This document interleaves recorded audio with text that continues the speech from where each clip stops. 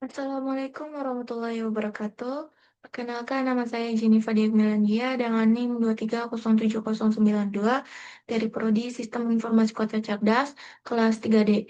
Di sini saya akan mempresentasikan tentang sistem pendukung keputusan pada studi kasus pemilihan tanaman hidroponik terbaik untuk usaha menggunakan metode SAW.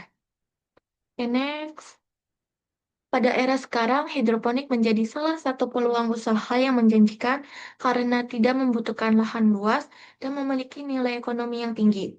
Namun, permasalahan yang sering muncul adalah menentukan jenis tanaman yang paling menguntungkan untuk dibudidayakan. Oleh karena itu, diperlukan suatu metode pengambilan keputusan yang objektif, yaitu metode SLW. The next, latar belakang.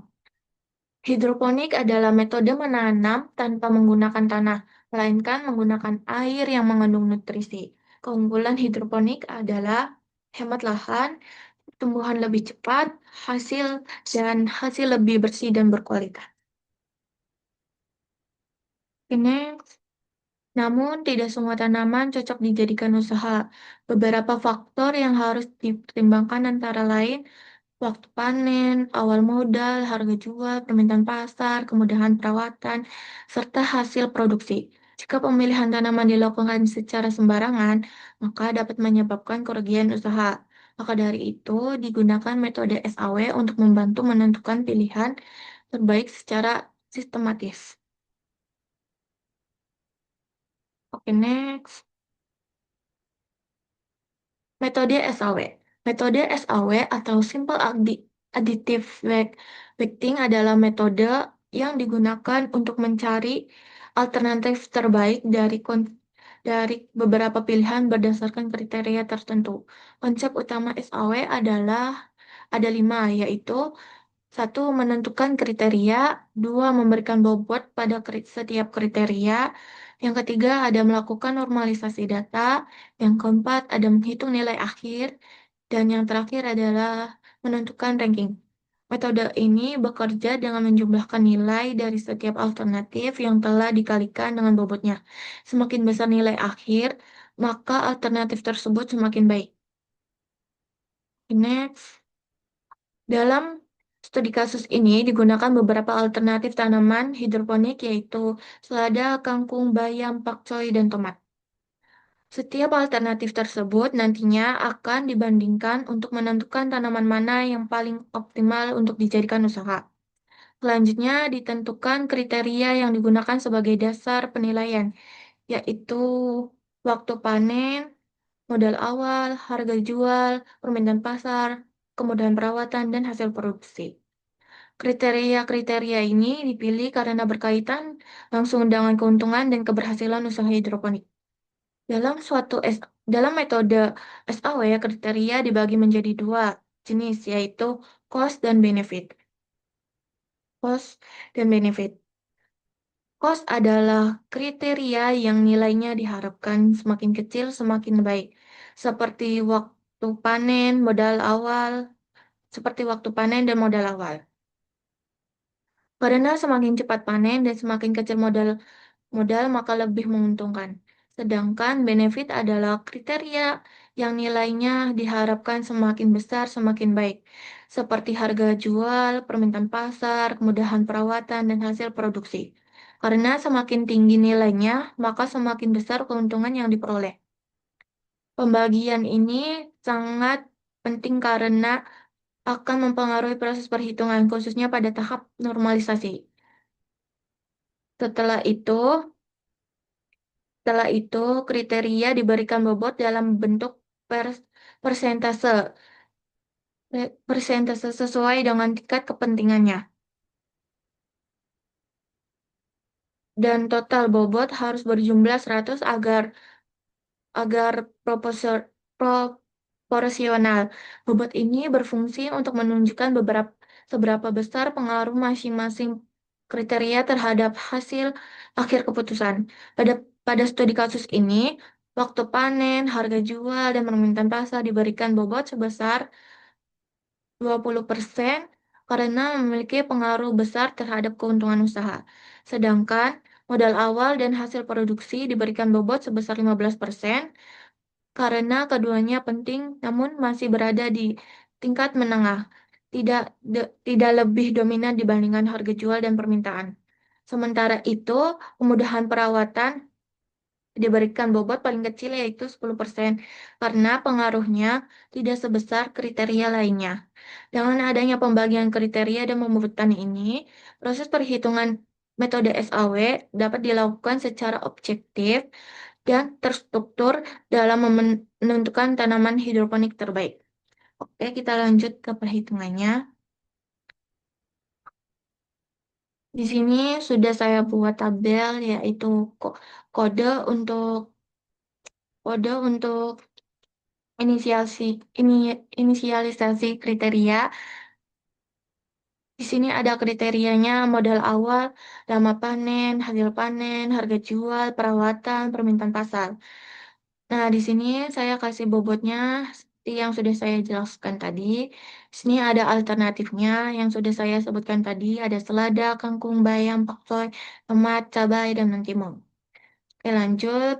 Di sini saya beri nilai, saya beri angka 1 sampai 5 untuk setiap nilai ininya. Di sini selada,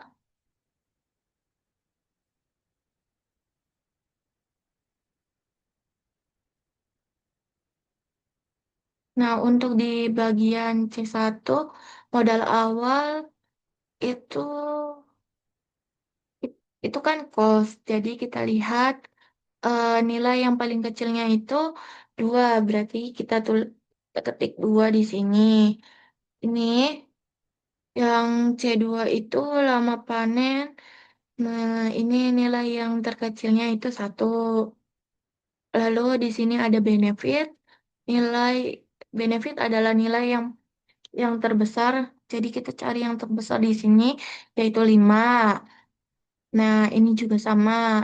Yang ini nilai yang terbesar adalah 5. Ini cost, yang artinya nilai terkecil. Di sini ada 2. Nah, lalu ini ada nilai benefit, yaitu nilai yang paling besar, yaitu 5. Oke, kita lanjut ke normalisasi, yaitu untuk kriteria cost adalah nilai terkecil dibagi nilai alternatif. Untuk kriteria benefit adalah nilai alternatif dibagi nilai terbesar. Di sini langsung ke perhitungannya saja. Di sini kita akan mencari C1 dari selada. Oke, kita langsung ke rumusnya saja. Di sini ada sama dengan, kita klik sama dengan, lalu kita klik ini, kita bagi dengan yang di atas. Kalau cos dari bawah ke atas. Nah, lalu kita enter. Nah, ini hasilnya. Oke, lanjut. Ini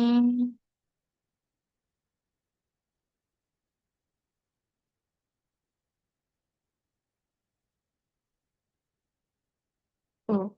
Dan seterusnya. Oke, oke, kita lanjut ke benefit saja ya.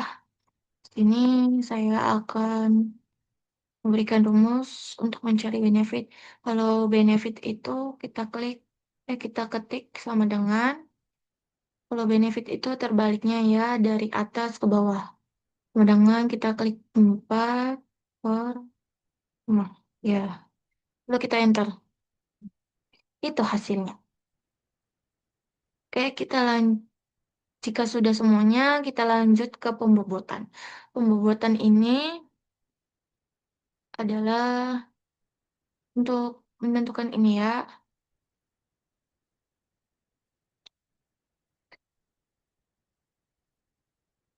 Kita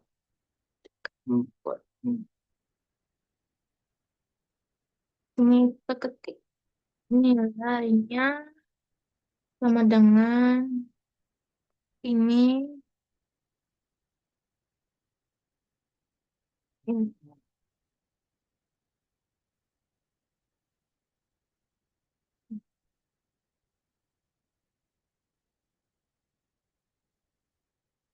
Loh, dan begitu seterusnya.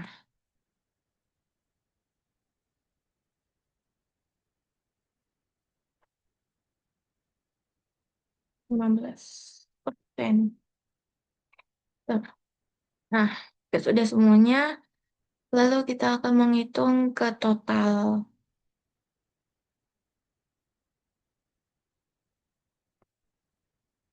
sama dengan rumus total, so, buka kurung, ini klik semua, kurung, enter. Nah, hasilnya sama kan? Oke, lanjut,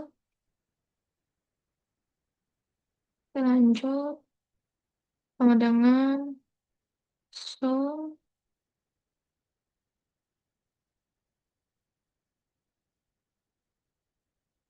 enter. Lagi, hmm, so,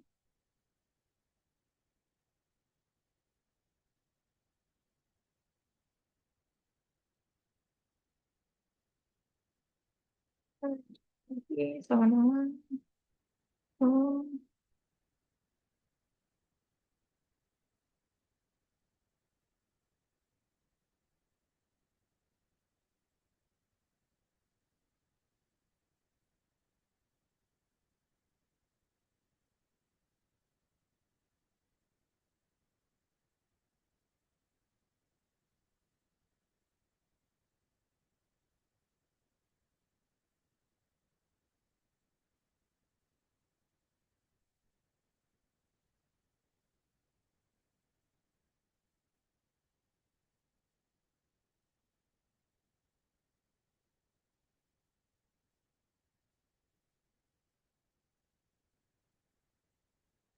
ya, lanjut, yang terakhir.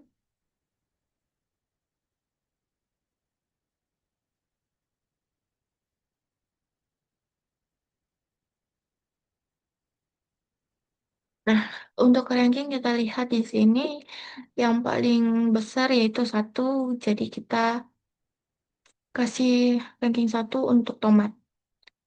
Lalu ada yang besar lagi yaitu cabai dengan nilai 0,795.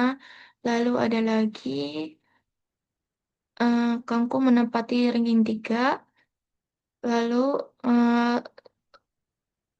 ini berhubung selada dan pakcoy hasilnya sama, jadi kita kasih peringkat 4. Nah,